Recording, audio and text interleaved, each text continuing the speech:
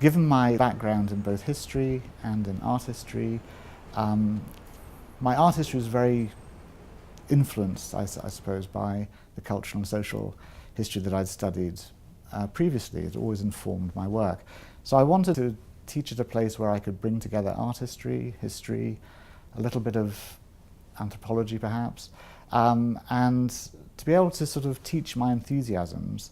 So one of the wonderful things when I was being interviewed for the job here was to be asked, well, what do you want to teach? It's difficult to describe the typical BGC student. There isn't one kind that fits a particular mould. They come from all kinds of different backgrounds. So we can expect students from history, from American studies, from philosophy, from anthropology, a whole range of the humanities essentially, and the sciences, as well as people very interested in process and technique, people with studio backgrounds and so forth, are all now finding, I think, one hopes, a positive home and place of study at our graduate programs.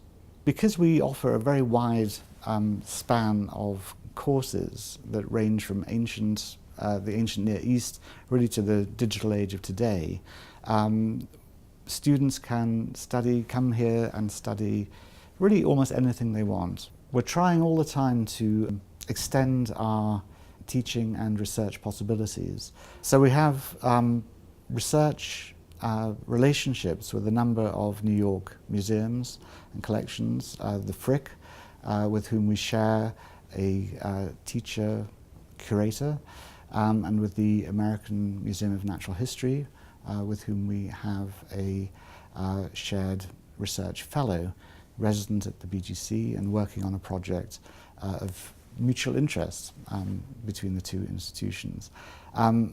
We also have a relationship with the Museum of Art and Design.